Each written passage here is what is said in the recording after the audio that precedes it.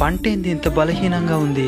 నా పొలంలో పంట మాత్రం నాలాగే బలంగా ఉన్నది. రంగయ్య, ఏమే ఈ మధ్య డ్రమ్ములు ఏదో మందు తయారు చేసి నీ పొలానికి పిచికారీ చేసినావో, ఆ తర్వాత నీ పంట చాలా ఆరోగ్యంగా కనబడుతున్నది. ఆ మందు ఎలా తయారు చేసినావు చెప్పేమే, నేను కూడా తయారు చేసి నా పొలానికి పిచికారీ చేస్తాను. ఆ ఊరికని చెప్పేస్తారుండు. ఎవరంగయ్య బాగున్నావా? బాగున్నాను సారో.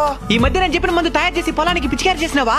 చేసినాను సార్. దానికి నా పంట అంత ఆరోగ్యంగా ఉండేది. మరి నీ పక్క రైతు కూడా ఎలా తయారు చేసుకోవాలో చెప్పినావా? ఓడికని చెప్పేది. ఏమైంది రంగయ్య? పక్కనోడు బాగుపడితే నాకు నచ్చదు సార్. పోదురంగా ఏనా దిగులుగా ఉండవా? పంట సరిగా పండడం లేదయ్యా. నీకు అమృతం ఉపయోగం ఏందో తెలుసా? తెలుసయ్యా.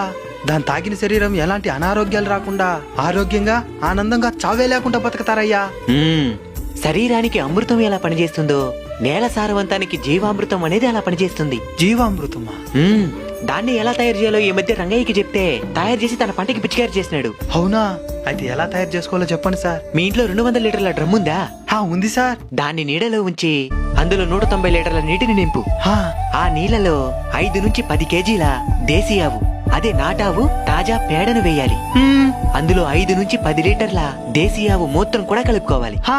మళ్ళీ దాంట్లో 2 కేజీల బెల్లం మరియు 2 కేజీల పప్పుల పిండిని కలపాలి. అంటే శనగ, మినుములు, కందులు ఉంటాయి కదా, ఇలా ఏదో ఒక పిండిని కలపాలి. ఆ తరువాత చివరిగా ఒక గుప్పెడు పుట్టమట్టిని కలిపి మూత వేసేయాలి. ఆ తరువాత రోజుకి 2 సార్లు కర్రతో మొత్తం కలిసేలాగా తిప్పాలి. అంతే, 48 గంటల్లో అంటే 2 రోజుల్లోనే మన జీవామృతం తయారైపోతుంది. చాలా ఈజీ సార్, తయారు చేసేస్తాను. దీన్ని ఎలా వాడాలి? 200 లీటర్ల జీవామృతాన్ని 1 ఎకరం పొలానికి డ్రిప్ లేదా ప్రవాహ నీటి ద్వారా అందించవచ్చు. లేదా 10 లీటర్ల నీటికి 1 లీటర్ జీవామృతం కలిపి పంటలపై పిచికారీ చేసుకోవచ్చు.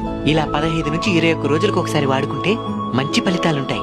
ఏ పంటకైనా సరే ఈ జీవామృతాన్ని వాడుకోవచ్చు. అలానే ఈ జీవామృతాన్ని ఉపయోగించేటప్పుడు నేల తేమగా ఉండేటట్టు చూసుకోవాలి. సరే అయ్యా. ఎలాంటి కెమికల్స్ వాడకుండా సహజ సిద్ధంగా తయారు చేసుకున్నాం కాబట్టి పిచికారీ చేసేటప్పుడు రైతులకు కూడా ఎలాంటి అనారోగ్య సమస్యలు కూడా రావు.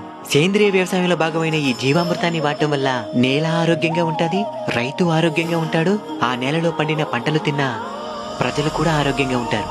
అవునయ్యా, నేను కూడా ఇలానే పంట పండిస్తానయ్యా. ఇంకా ఈ జీవామృతానికి సంబంధించి లేదా సేంద్రియ వ్యవసాయానికి సంబంధించి మీకు ఎలాంటి సందేహాలున్నా ప్రాంతీయ మండలి అయిన సైన్ ఫుడ్స్ ఇండియా వారిని సంప్రదించి తగిన సమాచారాన్ని పూర్తి ఉచితంగా పొందవచ్చు. ఫ్రెండ్స్, ప్రతి రైతుకి ఉపయోగపడే ఈ ముఖ్యమైన సమాచారాన్ని వీలైనంత మందికి తప్పకుండా షేర్ చేయండి. అది ఎలాగోలా గ్రామ స్థాయిలో ఉన్న రైతుల దాకా చేరుతుంది.